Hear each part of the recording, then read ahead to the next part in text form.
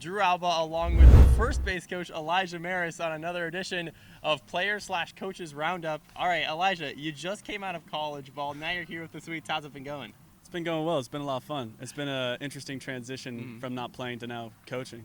Do you like coaching?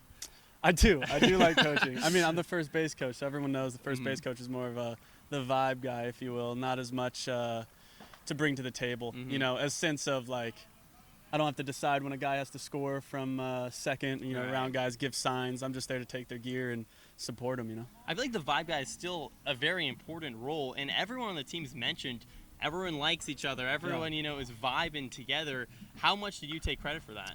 Oh, I don't take any credit for that. That's all the guys. Over here. Yeah. That's all the players, man. I mean, we got a great group of guys. Great group of guys that are gelling well, doing things together off the field, and I'm just here to support them in whatever way they need me to. Whether they come up to me or whatever, you know, they go through a tough time. I'm just there to help them when they're doing well. I'm there to, you know, give praise. And that's about it. Do you think it's a lot of guys have mentioned you're really close to them in age/playing experience? Do you think that's helped you out relating to players? Look, I went through a slump not 10, 20 years ago. I went through a slump last year, and I can help you work through that. Oh, yeah, definitely. I think guys, some of the guys honestly might forget that.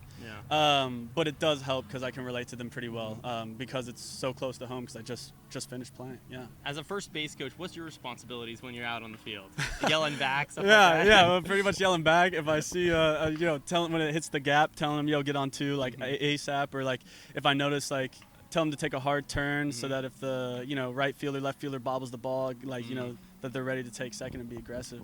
Yeah. What's your assessment of the Sweets? Right there in the mix, middle of the pack, trying to make the playoffs for the first time in over 5 years. Lose yesterday's ball game, a close one. How do you kind of respond, you know, as a team today against the Corvallis Knights? Try to stay perfect at home in series. Yeah, I mean, I think really it's just about, you know, doing what we've always done, which is just get back on the horse and give it another great shot. I mean, we got a great competitive team, and we're never out of it, even when it seems like, I mean, last night. Exactly. I mean, took the words right out of my mouth. I mean, like, it looked like a game that was kind of going downhill, and then we were right in there at the end, only 2 runs away from making it a ball game. We'll bleep that, don't worry. Cut that out. Cut that out. We're great friends off camera. Got a little too casual. My bad. But yeah, we were really close at the end there. Oh shoot. My bad. Players my bad. coach over here. Talking like the player sometimes. Yeah, my bad. Sorry about that. Don't worry, no, we'll bleep it out for you. Don't worry, awesome. Elijah. Sweet. All right, so we've been on the road a lot over the time. I am your roommate, you know. Give the assessment to the camera. Have I been okay? Oh, yeah. 10 out of 10 roommate. Best roommate 10? right here. Yeah. Really? Love it. Oh, yeah. Always a great time. This guy wakes up at the crack of dawn sometimes. Big coffee guy. Huge I will coffee say, guy. a big thing that you add to the team, you're the gym guy. Yeah, I am the gym you guy. always are out there with the. How important is like the off the field stuff for being a player? It's especially because in other sports you play once a week, maybe 2 or 3 times a week. Yeah. Baseball, it's every day. How do you manage that with the gym, with your swings, sleep, eating? Yeah. How do you kind of do all of that? It's hard, but to be elite, I mean, you have to do everything off the field as well. I mean, everybody knows it's important, but I don't think people understand just how important it is. Whatever your goal is, whether it's to get bigger, faster, stronger, or to drop weight, it all dictates in the weight room. A big part of it's in the weight room. Obviously, you know, the most important thing is the skill work, being able to field the ball, throw the ball, hit the ball. But to be able to throw it harder, hit the ball farther, hit the ball harder, it all is in the weight room and what you do off the field. Yeah. When I work out, I can feel that muscle group for the next 2 or 3 days. How do you kind of go out in the field and then play a baseball game? That seems beyond impossible to me. It's that now we're talking about the mental side of it and the mental discipline to be able to, you know, trick your mind into, because the body hurts but the mind is fine. And now this is can be a little far out, but your ability to listen to your mind more than you listen to your body then allows you to go out there and do what you need to do regardless of how you feel physically. If you had to divvy it up between mental side and physical portion of the game, where would you give it? Because I know you're always talking about the mental side. You can almost tell. I can tell in the booth sometimes, all right, that guy's not confident. It's going to be a tough time at the plate for him. How big is the mental game in baseball? It's huge. I mean, I can't remember the Yogi Berra quote, but it's like most of the game is in the mind because it's like, I mean, physically demanding sport, of course, and the talent that these guys have to hit fastballs, breaking balls, and you don't know what's coming, and to field the ball. Exactly. Right. I mean, physically already top tier, but it's a game of failure, and you know you're gonna fail, and that is the mental side of it. How do you handle failure, and how are you able to push through consistent failure and find success? And that is what honestly separates great players from good players and good players from bad players. Be comfortable with failure. Oh, 100%. And learning how to deal with adversity is the biggest thing, because at this level everybody's at the same level physically. Right. There's not, for the most part, you have some incoming freshmen, some older guys. It's like, but even then, it's Dom. exactly. I was just about to say that. Even then, Dom is an incoming freshman that is killing this league, But like, and what would separate him from other players would be his mentality, and that's just one guy. It's just like, and that's just using him as an example. But that's what separates the great players from the good players. Yeah, I was talking to Dom yesterday about when he's struggling, what does he do? He says it's baseball, right? Like you go out and you take another swing, you go back up there.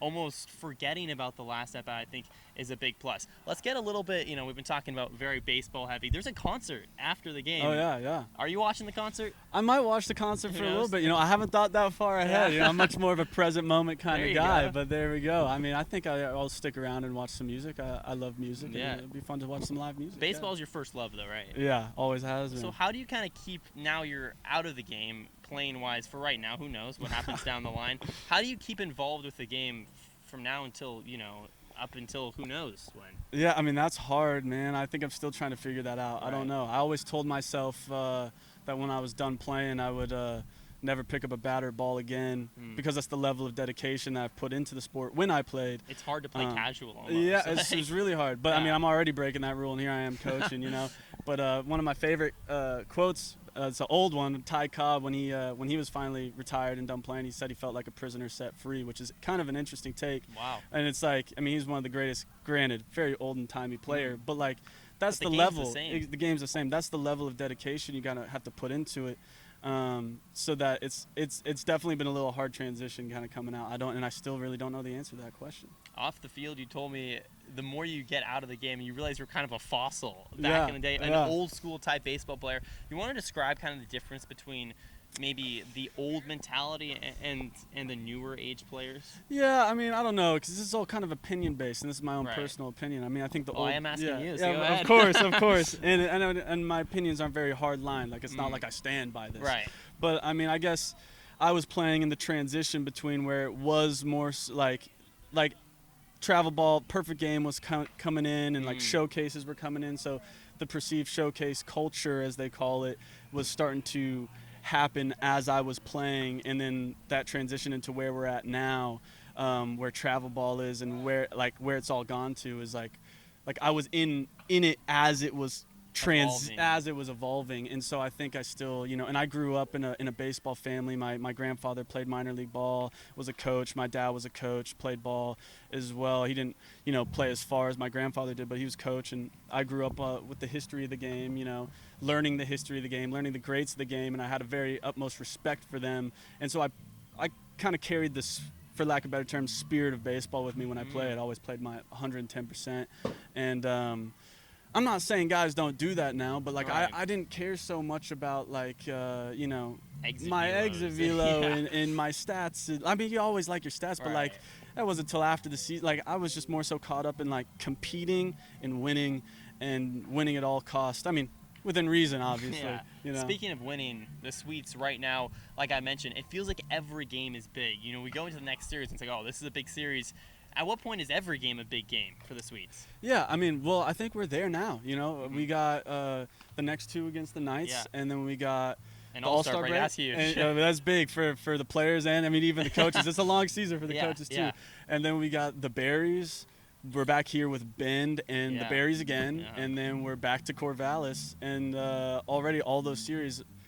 Everybody's in the mix right there. So, we're a thing I always heard in my last spring season from my head coach, and we're in a very beneficial spot, and our destiny is in our hands. We get to choose what we do, which is a great spot to be in, And I think all it is, the players know that, we know that, and see what happens. It's gonna be a lot of fun. Do you remind the guys of the standings and stuff like that, or just let's go out play today's game and then let's go and play tomorrow's game, and kind of that mentality? That's the mentality. I mean, Yeah. it's like the standings, like they are what they are based off of what we do today, you know. And so Right. it's like how you handle the present moment and how you play today dictates what the standings are, and that will represent how we play. The standings will represent themselves based off of how we play. All right, last, couple of fun questions now.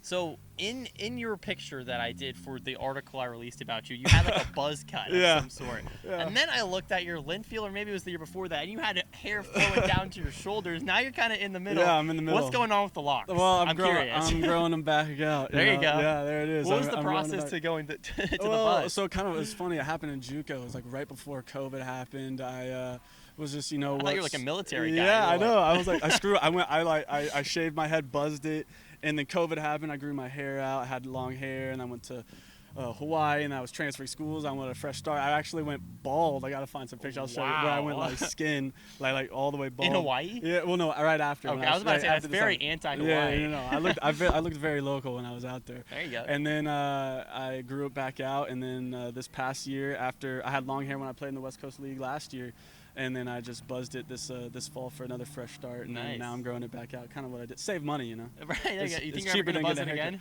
Probably, I'm sure I will. Yeah. I buzzed it once. It was because I had a really bad haircut. So then I needed to buzz it to kind of, it was really bad. I'll show you the picture afterwards. All right, last question today. It's the question of the day. I asked Colby this, but what's your favorite concert / non-sporting event you've ever been to? Ooh, that's a really. Maybe That's a it's good today's question. Whiskey, There it is. yeah, I mean, I don't Whiskey know. Creek It's Band. a tough one. I grew up in a music household, so I've been to a handful of concerts. I got the opportunity to see Radiohead live. Oh, and where was that? I was in Atlanta, Georgia, where I was born and raised, and Nice. that was one of like the first like memorable concerts I was at, where it was like a bigger artist, so to speak, and it was really, really awesome. You gonna go with Radiohead? Yeah, I'm gonna go with Radiohead. Is that the biggest concert you've been to? That's got to be up there. Right. Yeah, I think so. I haven't been to any festivals or anything like that. Sure. But yeah. That's like the That's a probably grind, like yeah. tents and all Oh that. yeah, dude, that's a little too much for me. Yeah. Being out in the heat like this, watching There you music. go. Like, Yeah, how has the heat been treating you and the guys? I It's mean, hot. Yeah, again, like used to. I mean, I'm sweating right now, and Right. I sweat a lot already. But being born and raised in Georgia, I mean, you get the heat, and then At least it's not humid. yeah, exactly. I mean, humid. I mean, Georgia's like 88, but feels like 100 with the Right. humidity, and you're just dripping sweat, And then Hawaii also very Mm-hmm. humid, but yeah, no, I mean, I kind of like it. I don't mind it, There you go. We're both dripping with sweat. So let's Yeah. end this interview. Once again, Elijah Maris, first base coach for the Swedes. You'll see him on the live stream waving guys. Oh, no, I Yeah. guess that's third That's base. third base. Hey, I'll be pointing. I'll You'll be be like 2-2-2. back. There you go. Or yelling back. Drew Alba alongside Elijah Maris. Thanks so much, man. Thank you, man.